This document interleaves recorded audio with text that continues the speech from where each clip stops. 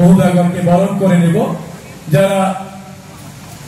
বরণ করবে দিদিদেরকে অনুরোধ করছি মঞ্চে।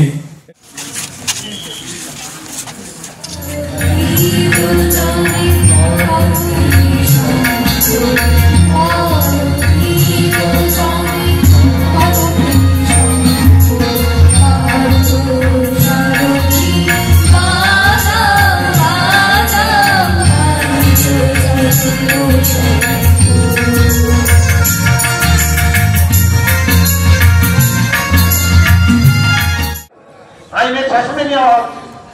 এই কারণে এখানে এইভাবে শান্তি প্রতিষ্ঠিত হয়েছে। সেভাবে ডেভেলপমেন্ট খাইতো 35 বছর যদি পরবর্তীকে সামতাম হাতায় তিনি চিনি ত্রিপুরা রাজ্য আলাদা লুখামু আগে সঙ্গে শুধু ভোট নিরাশুনি থাকা ঠকা চিনি ত্রিপুরা সামনে ঠকা বড় ঘনাং চাখায় বুংনি লাইন হিনগুলা শিক্ষিত চাখায় সিপিএম লাইনে হিনগুলা আবার চিনি বড় রঙ শিক্ষিত খাইলিয়া সঙ্গে শুধু ভোট নিরাশুনি খাইগা খাসানি তাপকে বুকুচং जों मावान संनाय वो सरकार चिनि बागै खाय वो सरकार चिनि बरंनि बागै खाय आबाय मागिल तिनि ओ रामचंद्र घाटनि तिनि पुलिस स्टेशन ते आनि विधानसभा सारना लगे लगे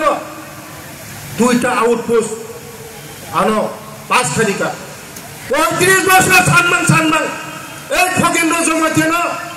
ओ कृष्णपुरा आउटपोस्ट सानमान दिया যখন চিনি জনপ্রিয় প্রাণপ্রিয় মুখ্যমন্ত্রী সানমানি লগে লগে দুইটা আউটপোস্ট উত্তর মহারানীপুর এই কৃষ্ণপুরা আউটপোস্ট স্যাংশন কারিকা সেই জায়গায় প্রধানমন্ত্রী আবাস যোজনার মাধ্যমে ঘর দিয়ে আজকে ইলেকট্রিসিটি নেই ইলেকট্রিসিটি দিয়েছে যেখানে টয়লেট নিয়ে কত কথা হয়েছে যে মুখ্যমন্ত্রী প্রধানমন্ত্রী টয়লেট নিয়ে কথা বলছেন সেই জায়গায় টয়লেট আজকে সারা পৃথিবীর মধ্যে বহু জায়গায় আমাদের এখানে আজকে বহু জায়গায় মানে মুক্ত অঞ্চল হিসেবে আমরা ঘোষণা করছি যে টয়লেটের জন্য মা বোনদের কি অসুবিধা হয় সেটা মাননীয় প্রধানমন্ত্রী জানাবেন সেটা হচ্ছে উন্নয়ন আমাদের স্বাস্থ্য সুরক্ষার দিকে আমরা নজর দিয়েছি শিক্ষা আমাদের কাছে প্রায়োরিটি সেক্টর আজকে এখানে একদিকে সুরক্ষার কথা আমরা বলা হয়েছে সুরক্ষার জন্য আমরা এখানে বাড়িতে যে আজকে থানা উদ্বোধন করলাম ছেলে মেয়েদের থাকার জন্য এসসি সম্প্রদায়ের যাতে থাকে তাদের ব্যবস্থা করা হয়েছে আজকের প্রজেক্টে যে হয়েছে সেখানে স্বাস্থ্যের বিষয় এখানে এসছে শিক্ষার বিষয় এসছে এবং আমরা চাই যে গ্রামীণ যে জনগণ আছে তাদের যাতে আর্থিক উন্নয়ন হয় সেদিকে আমাদের যে অগ্রাধিকারের বিষয়গুলো আছে ত্রিপুরা সরকার থেকে আমরা প্রায় 700 কোটি টাকার উপরে আমরা ব্যাংকের মাধ্যমে ওনাদেরকে আমরা রিভলভিং ফান্ড দিয়েছি আরো অনেক টাকা ওনাদেরকে দিচ্ছি লাখপতি দিদি ত্রিপুরাতে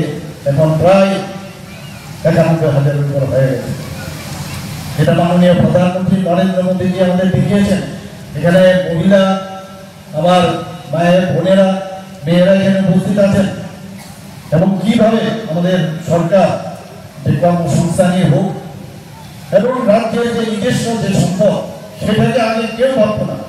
যে আমার এখানে লুকায়িত আছে আমাদের সবকিছু আমাদের মধ্যে আছে আমাদের এখানে ব্যাম্বু আছে আমাদের এখানে আগর আছে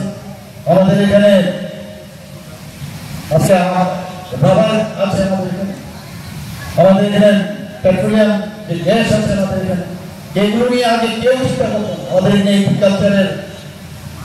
যে উৎপাদন আছে সেইগুলো নিয়ে আমরা অনেক উন্নত করতে পারি সেইগুলোর দিকে আমাদের এই সরকার আসার পর এইগুলোকে ব্যবহার করে আমাদের আর্থসামাজিক উন্নয়ন কিভাবে করতে হয় সেইগুলো আমরা অগ্রাধিকার দিই বলেছেন যান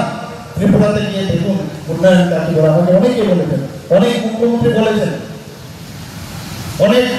সর্বভারতীয় স্তরের নেতারা বলছিলেন যে মাননীয় প্রধানমন্ত্রী যে বিভিন্ন জায়গায় যখন দেখা হয় আপনাদের বিষয়ে কথা বলছিল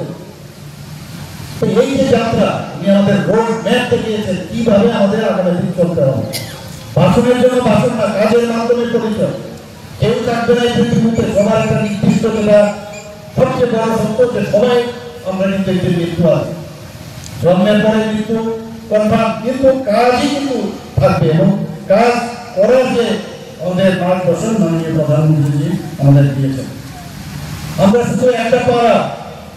বা একটা শহর উন্নয়নের দিকে আমরা যাচ্ছি না, আমরা চাই, আমি প্রায় বহু জায়গায় আমি বলেছি যে সমস্ত ডিস্ট্রিক্টের যা যা শহর ও নগর উন্নয়ন জায়গা